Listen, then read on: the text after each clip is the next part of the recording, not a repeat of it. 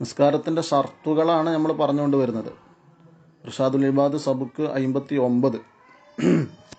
അടുത്ത ഷർത്ത് എന്താണ്? മഅരിഫത്തു കൈഫിയത്തി സ്വലാത്തി, നിസ്കാരത്തിൻ്റെ രൂപം അറിഞ്ഞിരിക്കണം. ബി അൻ യഅരിഫ ഫർദിയ്യതഹ, അങ്ങനെയാണ് നിസ്കാരത്തിൻ്റെ കൈഫിയത്ത് അറിയുക എന്ന് പറഞ്ഞാൽ എന്താണ്? നിസ്കാരം ഫർളാണെന്ന് അറിയണം. ഫർദ് നിസ്കാരം ഫർളാണെന്ന് ആദ്യം മനസ്സിലാക്കണം.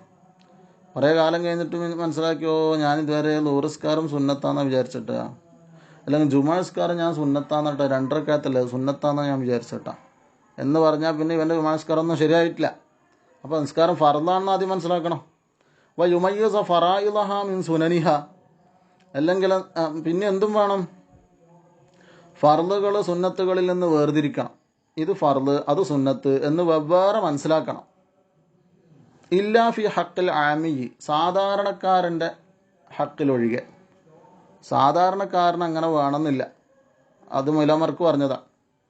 അപ്പോൾ സാധാരണക്കാരെ സംബന്ധിച്ചിടത്തോളം എന്ത് മതി? ഫർളും സുന്നത്തല്ല അതിലുണ്ട് എന്ന് മനസ്സിലാക്കിയാലും മതി. ഇത് ഫർളാണ്, അത് സുന്നത്താണെന്ന് വെവ്വേറെ വേർതിരിച്ച് മനസ്സിലാക്കിക്കൊള്ളണമെന്നില്ല. പക്ഷെ എന്ത് ഉണ്ടാവരുത്? ഇദാലം യഖ്സിദിൻ നഫ്ല ബിമാ ഹുവ ഫർളുൻ, ഒരു ഫർളായ ഒരു കാര്യം സുന്നത്താണെന്ന് ഉദ്ദേശിക്കാൻ പാടില്ല. എന്തായി? റുക്കൂ അല്ലെങ്കിൽ സുജൂദ്, അങ്ങനെ ഏതെങ്കിലും ഒരു ഫർളിനെ അവൻ എന്ത് കരുതി? സുന്നത്താണെന്ന് കരുതി. അത് പറ്റൂല. 2 സുജൂദും നിർബന്ധ. ഞാൻ മനസ്സിലാക്കിയത് ഒരു സുജൂദേ വേണ്ടുള്ളൂ, 2ാമത്തെ സുജൂദ് സുന്നത്താണെന്നാണ്. അങ്ങനെ ഒരാൾ പറഞ്ഞു നോട്ടിക്കോ. അപ്പോൾ ഓന് 2 സുജൂദ് നിർബന്ധമില്ല, ഒരു സുജൂദേ നിർബന്ധമുള്ളൂ, 2ാമത്തെ സുജൂദ് സുന്നത്താണ് എന്നുള്ള എന്താണ് വിശ്വാസത്തിലാണുള്ളത്. അത് തെറ്റാണ്. അങ്ങനെ നിസ്കാരം ശരിയാവില്ല. അതേസമയം ഒരു ഫർളിനെ സുന്നത്താണെന്നും വിചാരിച്ചിട്ടൊന്നുമില്ല. കുറേ സുന്നത്തുണ്ട്, കുറേ ഫർളുണ്ട്. ഏതെല്ലാമാണ് സുന്നത്ത് ഏതെല്ലാമാണ് ഫർള് എന്നും വേർതിരിച്ചിട്ടൊന്നുമില്ല. എന്നാലും സാധാരണക്കാരന് നിസ്കാരം ശരിയാവും. എന്തുണ്ടാവാതിരുന്നാൽ മതി? ഒരു നിശ്ചിത ഫർളിനെ അത് സുന്നത്താണ് എന്നും വിശ്വസിക്കാണ്ടിരുന്നാൽ മതി. അങ്ങനെ മനസ്സിലാക്കി ചെയ്യാതിരുന്നാൽ മതി. പിന്നെ മനസ്സിലായിട്ടുണ്ടാവും. ഇനി അടുത്ത ഷർത്ത് എന്താണ്? ത്വഹാറത്തുൻ അൻ ഹദസിൻ, അശുദ്ധിയെ തൊട്ട് ശുദ്ധിയാവുക. അശുദ്ധി 2 വിധമുണ്ട്, ചെറിയ ശുദ്ധി, വലിയ ശുദ്ധി. നമുക്കറിയാം. ചെറിയ ശുദ്ധി എന്ന് പറഞ്ഞാൽ ഉളു മുറിയുന്ന, ഉളുവില്ലാത്ത അവസ്ഥ. അപ്പോൾ എന്താണ്? അപ്പോൾ ഉളു എടുക്കണം. ചെറിയ ശുദ്ധിയിൽ നിന്ന് ശുദ്ധിയാവുക എന്ന് പറഞ്ഞാൽ ഉളു ഇല്ലാത്തവന് ഉളു എടുക്കണം. കുളി നിർബന്ധമായവന് കുളിക്കണം. മനിയ വന്നിട്ടോ ഹൈദ് വന്നിട്ടോ നിഫാസ് വന്നിട്ടോ അങ്ങനെ അതെല്ലാം മുങ്കത്തിയായി കഴിഞ്ഞാൽ എന്താണ്? കുളിച്ച് ശുദ്ധിയായിട്ട് വേണം. അതിൽ നിന്ന് ശുദ്ധിയായാലേ എന്താവുള്ളൂ? നിസ്കാരം സഹിയാവുള്ളൂ. അപ്പോൾ അത് ഷർത്താണ്. അശുദ്ധിയിൽ നിന്ന് ശുദ്ധിയാവുക. ചെറിയ അശുദ്ധിയിൽ നിന്നും വലിയ അശുദ്ധിയിൽ നിന്നൊക്കെ ശുദ്ധിയാവുക. ഇനി അടുത്ത ഷർത്ത് എന്താണ്? ത്വഹാറത്തു ബദനിൻ വ മൽബൂസിൻ വ മക്കാനിൻ അൻ നജസിൻ, ശരീരം, വസ്ത്രം, സ്ഥലം, നിസ്കരിക്കുന്ന സ്ഥലം. അപ്പോൾ ഇതൊക്കെ നജസിൽ നിന്ന് ശുദ്ധിയാവണം. അവൻ്റെ ശരീരം ശുദ്ധിയാവണം, അവൻ്റെ വസ്ത്രം ശുദ്ധിയാവണം. അപ്പോൾ കീശയിൽ എന്തുണ്ട്? നജസായ സാധനമുണ്ട്. മൊബൈലും കീശയിലിട്ടിട്ട് നടക്കുന്നത്. ഈ മൊബൈലാണെങ്കിൽ നേരത്തെ മൂത്രയിച്ച കുട്ടി ഇങ്ങനെ കൈമലെടുത്ത് കളിച്ചതാണ്. ആ മൊബൈലും കീശയിലിട്ടിട്ട് ഇവൻ നിസ്കരിക്കുന്നു. നിസ്കാരം ശരിയാവില്ല. ഇവൻ ധരിക്കുന്നത് എന്തായിരിക്കണം? നജസിനെ തൊട്ട് ശുദ്ധിയായിരിക്കണം. ഇവൻ നിസ്കരിക്കുന്ന സ്ഥലവും എന്തായിരിക്കണം? നജസിനെ തൊട്ട് ശുദ്ധിയായിരിക്കണം.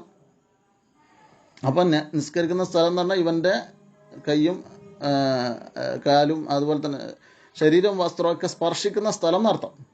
ആ സ്പർശിക്കുന്ന സ്ഥലം എന്താവണം? നജസിനെ തൊട്ട് ശുദ്ധിയായിരിക്കണം. അതേസമയം ആ പായൻ്റെ ഏതോ ഒരു മൂലക്ക് നജസുണ്ട്, അവിടെയൊന്നും ഇവൻ സ്പർശിക്കുന്നില്ല. കട്ടിലിൻ്റെ ഏതോ ഒരു ഭാഗത്ത് നജസുണ്ട്, ഇവൻ അവിടെ ഒന്നും തൊടുന്നില്ല.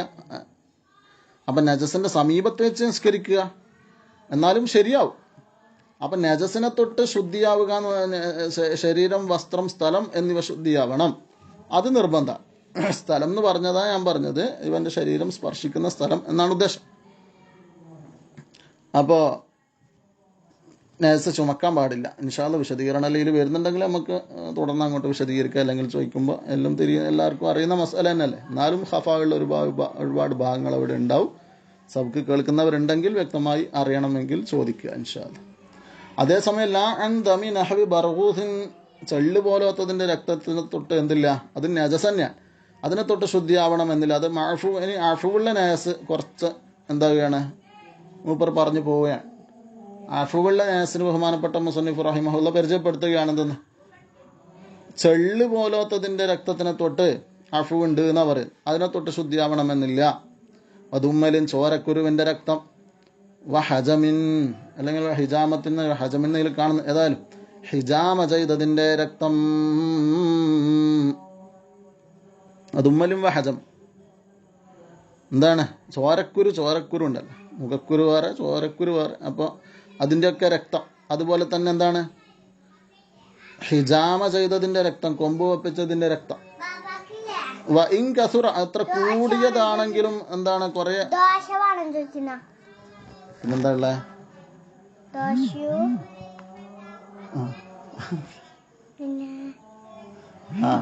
എന്തായാലും കുഴപ്പമില്ല.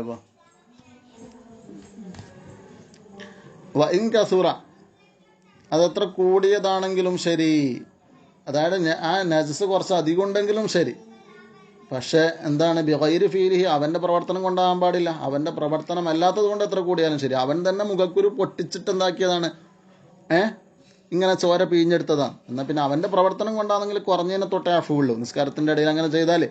അതേസമയം ഇവൻ വെറുതെ മാന്തിയിട്ട് ഇവൻ തന്നെ പുണ്ണാക്കിയിട്ടും ചോര ഇങ്ങനെ കുറേ അധികമായി, എന്നാൽ പിന്നെ അധികരിച്ചാൽ അഫു ഉണ്ടാവില്ല. ഇവൻ്റെ പ്രവർത്തനം കൊണ്ടല്ലാണ്ട് എന്താകുന്നുണ്ട്, ശരീരത്തിൽ നിന്ന് രക്തം ഒലിച്ചാൽ അതിന് എത്ര കൂടിയാലും എന്തുണ്ട് അഫു ഉണ്ട്. അതേപോലെ തന്നെ വല കലീൽ ദമി അജ്നബിയൻ, ഒരു അന്യൻ്റെ രക്തം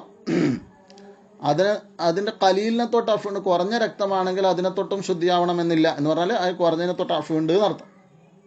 അന്യൻ്റെ രക്തം ഇവനല്ലാത്ത അടുത്തുള്ള നിസ്കരിക്കുന്ന ആളെ രക്തം ഇവൻ്റെ മേത്തായി, അല്ലെങ്കിൽ കൊതുവിൻ്റെ രക്തം, അല്ലെങ്കിൽ മറ്റേതെങ്കിലും ഈ അന്യൻ എന്ന് പറഞ്ഞാൽ ഇവനല്ലാത്ത ഏത് ജീവിയായാലും. ഗൈരി നഹവി കൽബിൻ, നായ പോലോത്തതിൻ്റെ അല്ല. നായ പോലോത്തതിൻ്റെ എത്ര കുറഞ്ഞതാണെങ്കിലും മുഗല്ലദായ നേസാണല്ലോ, കടുപ്പപ്പെട്ട നേസ്, നായ പന്നി അതിൻ്റെ ഫുറൂകൾ. അപ്പോൾ അതിൻ്റെ എത്ര കുറഞ്ഞാലും അത് എന്താണ് നജസ് പൊറുക്കപ്പെടില്ല. അല്ലാത്ത നേസിനെ തൊട്ട് അഫുണ്ട്, ഇത് അന്യൻ്റെ കുറഞ്ഞ രക്തത്തിനെ തൊട്ട്.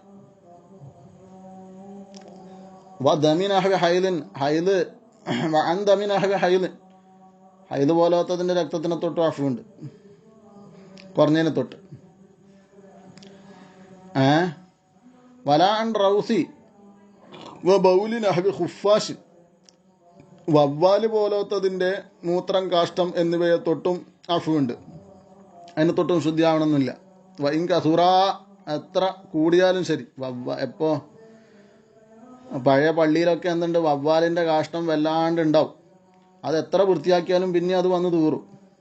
അങ്ങനെയാണെങ്കിൽ പിന്നെ ഈ മുക്രിക്കാക്കിത് വൃത്തിയായിക്കൊണ്ടിരിക്കലേ പണി ഉണ്ടാവുള്ളൂ. അതിനെ തൊട്ട് അഫുവില്ല എന്ന് പറഞ്ഞാൽ പിന്നെ അത് ചോട്ടിയിട്ടല്ലാണ്ട് കൊതു കൊടുത്തിട്ട് അങ്ങോട്ട് കയറാനും ആക്കാനൊന്നും കഴിയൂല.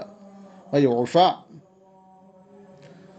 അഫു ചെയ്യപ്പെടുന്നതാണ് അന്തർക്ക് തുയൂരിൻ ഫിൽ മസ്ജിദ്, പള്ളിയിലുള്ള പക്ഷിക്കാഷ്ടത്തിനെ തൊട്ട് അഫു ചെയ്യപ്പെടുന്നതാണ്. വവ്വാല് നാക്കണ്ട, പക്ഷിക്കാഷ്ടത്തിനെ തൊട്ടൊക്കെ അഫു ഉണ്ട്. ഇൻ കസുറ എത്ര കൂടിയാലും ശരി അഫു ഉണ്ട്.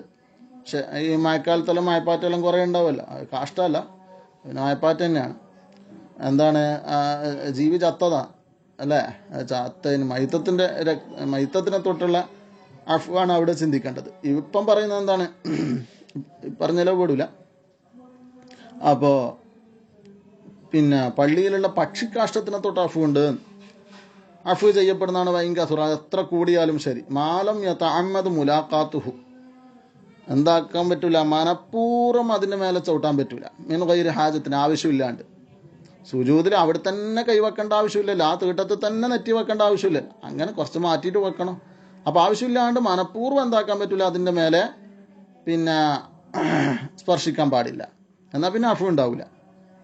അതുപോലെ തന്നെ വലം യക്കുൻ ഹുവ ഔ മുമാസുഹു റതുബൻ, ആ കാഷ്ടം തൂര്യപാടുള്ള പച്ചക്കാഷ്ടാകാൻ പാടില്ല, പുരളുന്ന കാഷ്ടം നനവുള്ളതാവാൻ പാടില്ല. കാഷ്ടം മാത്രമല്ല ഇവൻ സ്പർശിക്കുന്ന സ്ഥലവും നനവുള്ളതാകാൻ പാടില്ല. ഇവൻ ഉളുകൊടുത്ത കൈകൊണ്ട് അങ്ങനെ തന്നെയാണ് ഉണങ്ങിയ കാഷ്ടത്തുമ്മലാന്ന് എന്താകുന്നത് കൈവെക്കുന്നത്. പക്ഷെ ഇവൻ്റെ ഉളുകൊടുത്ത കൈയാണ്, കാഷ്ടം ഉണങ്ങിയെന്ന് പറഞ്ഞിട്ട് കാര്യമില്ല, ഇവൻ്റെ കൈമതിൽ നനവുണ്ട്, അതും പറ്റില്ല. എന്നാലും അഫുവില്ല. അപ്പം നനവില്ലാതെ ഇവൻ്റെ കയ്യിലോ അതുപോലെ തന്നെ ആ കാഷ്ടത്തിലോ നനവില്ലാതെ നല്ല ഉണങ്ങിയ കാഷ്ടത്തിൽ മനഃപൂർവ്വം തൊടുന്നതല്ല എങ്കിൽ അവിടെ എന്തുണ്ട്, അഫു ഉണ്ട് എന്നാ പറഞ്ഞത്. ഓരോന്നും വേറെ വേറെ തന്നെ മനസ്സിലാക്കണം. ഇനി നിസ്കാരത്തിൻ്റെ ഫർളുകളിലേക്കാണ് കിടക്കാനുള്ളത്. സുബ്ഹാനക അല്ലാഹുമ്മ വബിഹംദിക അഷ്ഹദു അല്ലാ ഇലാഹ ഇല്ല അൻത അസ്തഗ്ഫിറുക വഅതൂബു ഇലൈക്. അസ്സലാമു അലൈക്കും.